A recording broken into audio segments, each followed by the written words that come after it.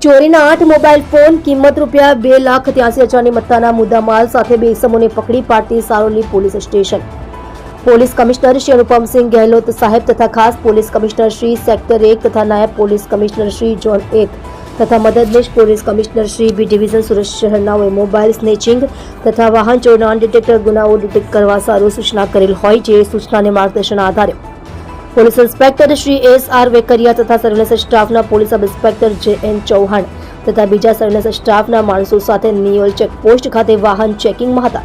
તે દરમિયાન head constable સંજયભાઈ વેલજીભાઈ તથા પોલીસ કોન્સ્ટેબલ હિંમતભાઈ વાલજીભાઈ નાઓને સંયુક્ત મળેલ બાતમી હકીકતના આધારે 2 ઇસમો નામે શહેજાદ લિયાકત અલી સૈયદ તથા સાહિલ રશીદ શેખ નાઓની પાસેથી અલગ અલગ કંપનીના મોબાઈલ ફોન નંગ 7-8 કિંમત રૂપિયા 2,83,000ની મત્તાનો મુદ્દામાલ પકડી પાડી ભારતીય નાગરિક સુરક્ષા સંહિતા કલમ 106 મુજબ તપાસ અર્થે કબજે કરી પ્રશંસનીય કામગીરી કરેલ છે. તમે જોઈ રહ્યા છો ગુજરાત સમ્રાટ news channel. Chief editor Bhavesh પાટીલની સાથે.